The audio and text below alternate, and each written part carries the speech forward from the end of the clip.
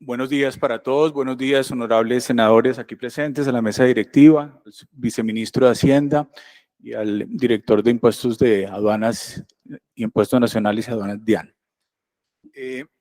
Yo tengo unas presentaciones, mi nombre es Juan Carlos Jaramillo, vengo en representación de la Asociación de Fundaciones Empresariales y la Confederación de Organizaciones No Gubernamentales.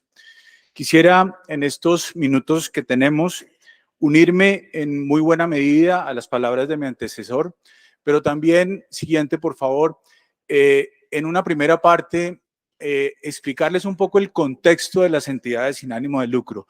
Ustedes pueden ver ahí en la diapositiva números de entidades sin ánimo de lucro, números y ejecutorias de las entidades sin ánimo de lucro.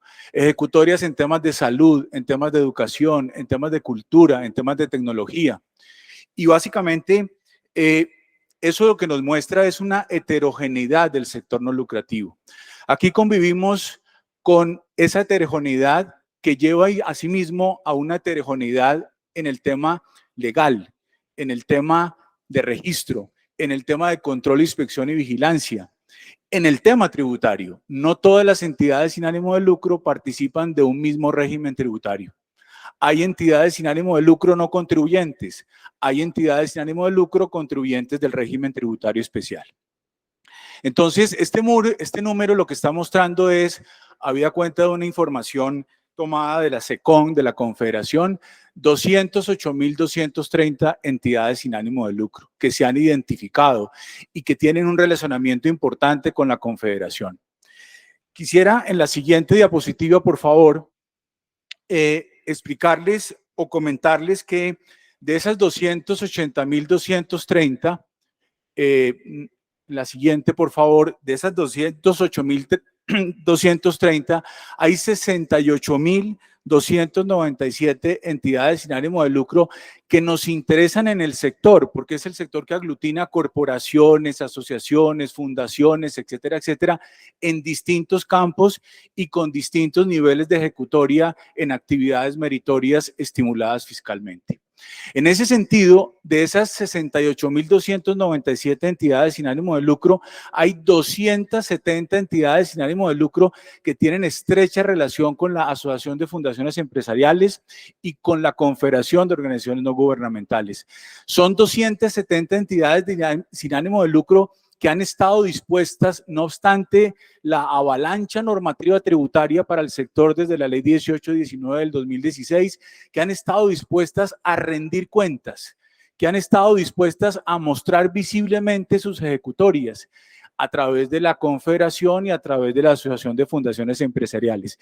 Y para ello quiero decirles, pasemos a la siguiente, por favor, que en ese sentido hay unos aportes importantes a estas instituciones que básicamente giran en torno a dos conceptos claves en el régimen tributario especial de las entidades sin ánimo de lucro: el interés general y el acceso a la comunidad. Hay que medir a las entidades en función del interés general y del acceso a la comunidad. ¿Y cómo más se miden si no hay una estadística de 10.400.000 personas, beneficiadas con las contribuciones, con las ejecutorias, con las donaciones que reciben las entidades sin ánimo de lucro? Generan más de 30.000 empleos. Hay 184 que trabajan en zonas rurales. Hay 247 que trabajan en zonas urbanas y todas alineadas, que es lo que muestra la diapositiva, con los objetivos globales de Naciones Unidas, que es una actividad meritoria que se definió en el nuevo marco legal de las entidades sin ánimo de lucro con ocasión de la ley 1819 del 2016. Sigamos por favor a la siguiente. No es menos importante la ruralidad, el aporte rural que hacen estas organizaciones.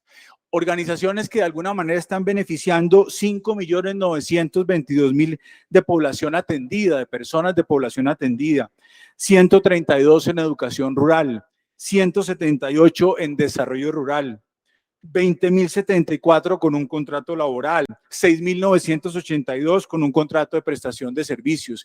¿Qué cosa más importante que un régimen tributario reconozca la ruralidad? Que no se quede en la organización de entidad sin ánimo de lucro de ciudad capital, no, que vayan a territorio, porque es que entidades sin ánimo de lucro no solamente hay en Bogotá, Cali, Medellín, Barranquilla, hay muchas entidades sin ánimo de lucro que trabajan socialmente en territorio. Sigamos en la siguiente, por favor.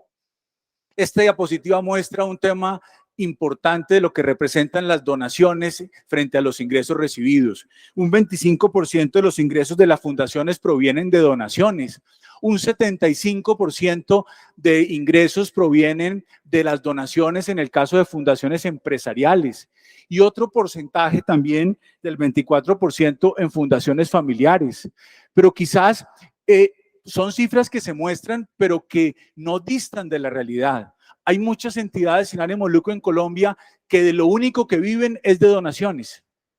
Y entonces, bajo esa perspectiva, por favor, el punto es, ¿qué nos representa todo esto?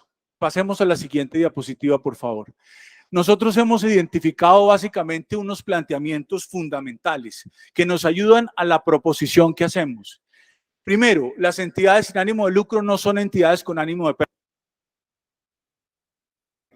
Por favor, si le damos unos segundos más para que concluya, por favor, Juan Carlos. Gracias. Y esos excedentes tienen que reinvertirse.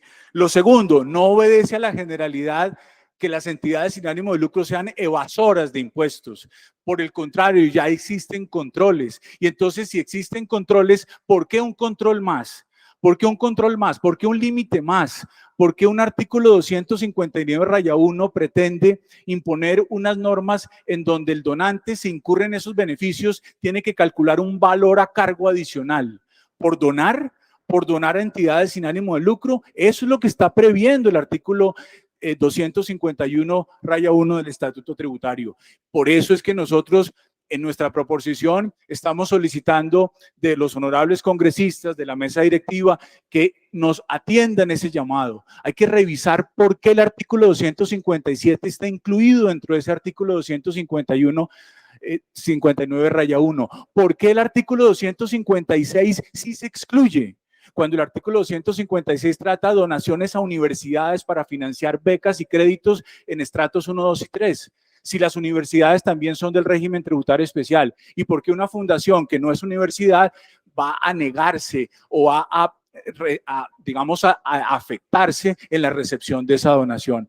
Ahí hay un principio de equidad tributaria que no se cumple. Me parece que claramente la equidad no es igualdad matemática, no es igualdad aritmética, lo ha dicho la Corte Constitucional en muchos pronunciamientos. ¿Por qué entonces esa discriminación, sin, con todo el respeto, un tratamiento justificado de por qué unos beneficios entran dentro del límite y por qué otros no entran dentro del límite? Nosotros proponemos un parágrafo transitorio que está en la propuesta que radicaremos y solicitamos que se estudie de verdad con mucho cuidado y con mucha objetividad. Un parágrafo transitorio para revisar los controles. Es que controles ya existen, controles a las donaciones ya existen. Quizás lo que pasa es que hay que efectivizarlos.